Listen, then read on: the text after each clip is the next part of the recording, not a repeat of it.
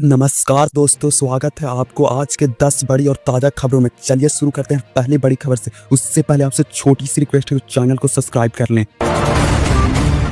बिहार चुनाव में सियासत के अलग अलग रंग देख रहे हैं। यहाँ रिश्ते साथ आने के बजाय एक दूसरे के खिलाफ ताल ठोकते हुए नजर आ रहे हैं। कुछ दिन पहले तेजस्वी यादव के बड़े भाई तेज प्रताप यादव ने आरजेडी निष्कासित होने के बाद अपनी पार्टी बना ली थी। कई जगहों पर आरजेडी के खिलाफ अपने चुनावी मैदान में अपने उम्मीदवार उतारा। इसी बीच एक और बड़ी खबर अररिया के जोहकटिया विधानसभा सीट से आ रही है। यहाँ पूर्व केंद्रीय मंत्री दिवंगत तुलिमुद्दीन के दो बेटे आमने सामने चुनावी मैदान में, एक बेटा आरजेडी से तो दूसरा जनसुराज से टिकट लिया है।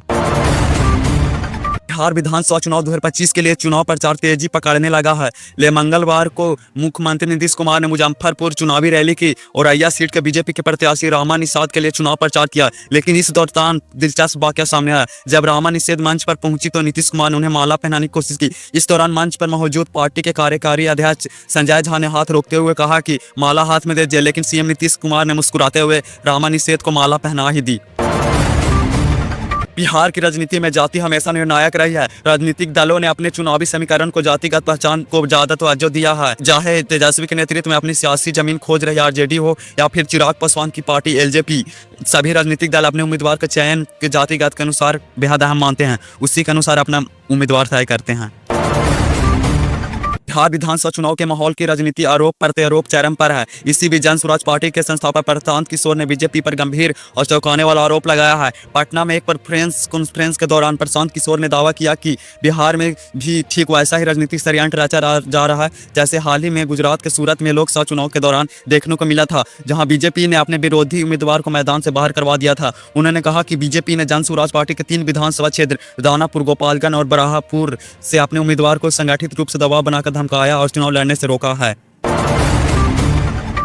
बिहार विधानसभा चुनाव के लिए विपक्षी महागठबंधन में सीटों का बंटवारा अभी पूरी तरह से सहमति नहीं बन पाई है। लेकिन इसी बीच महागठबंधन ने सबसे बड़ी पार्टी यानी आरजेडी ने सोमवार को अपने सभी 143 उम्मीदवारों की लिस्ट जारी कर दिया। पिछले बार आरजेडी ने 144 सीट पर किस्मत आजमाई थी। यह घोषणा उस वक्त आई है जब दूसरे चरण की नामांकन की आखिरी तिथि थी। दूसरे चरण का मतगणना 11 नवंबर को होने है, जबकि पहले चरण को 6 नवंबर के लिए आरजेडी उम्मीदवार पहले से पर्चा दाखिल कर चुके, भले ही उनका नाम उस समय सार्वजनिक नहीं किया गया था।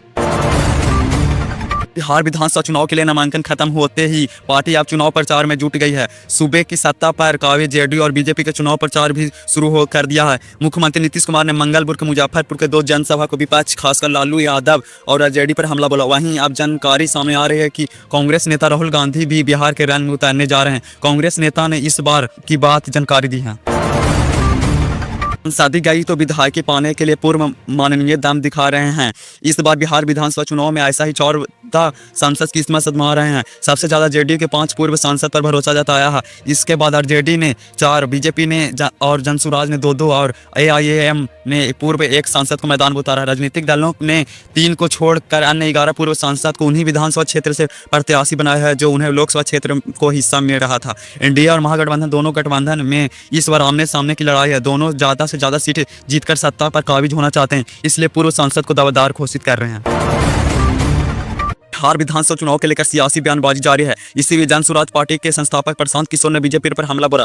मंगलवार को एक सवाल पर प्रशांत किशोर ने कहा कि जिस तरह बीजेपी 7 लोगों की हत्या का आरोप साथी फिर सम्राट चौधरी को बिहार की जनता पर थोप रही है, उसी तरह मानसिक शारीरिक रूप से थके हुए बीमार नीतीश कुमार को जबरदस्ती मुख्यमंत्री का मुखौटा बनाकर पीछे से बिहार पर राज करना चाहती है।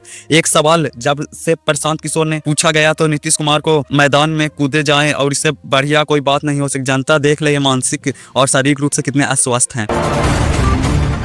इसके मेहनती किसानों के लिए धमाकेदार खबर है। केंद्रीय सरकार ने पीएम किसान योजना 2025 की 81वीं किस्त को तारीख फाइनल कर दिया है। अब अपने बैंक खाते में फिर से 2000 राशि सीधे डेबिट यानी डायरेक्ट बेनिफिट ट्रांसफर से पहुंच जाएगी। ये फायदा हर उस किसान को मिलेगा जो पीएम किसान योजना में रजिस्टर और अपनी ई-केवाईसी पूरी कर चुके हैं। उसको नवंबर में दूसरे सप्ताह के अंत में मिलेगा। मुख्यमंत्री योगी आदित्यनाथ ने अयोध्या के दीप उत्सव के दीप जलाने को लेकर दिए गए बयान पर सपा के प्रमुख अखिलेश यादव को घेरा है। बयान में मिट्टी के शिल्पकारों और प्रजापति समाज का अपमान बताते हुए योगी ने उनके ऊपर गहरा तंज किया है। कहा कि अखिलेश ने यह साबित कर दिया है कि गद्दी विरासत में मिलती है, बुद्धि नहीं। अयोध्या के दीप जलाने का औपचारिक सवाल उठाते हुए अखिलेश यादव ने यही नहीं पता है कि दीप उत्सव बनाए जाने पर दीप जहाँ प्रजापति समाज के लिए स्वावलंबन का मार्ग खोलता है, वहीं प्लास्टिक और उपयोग का विराम लगाने का प्रयास सकारात्मक रूप से आगे बढ़ता है।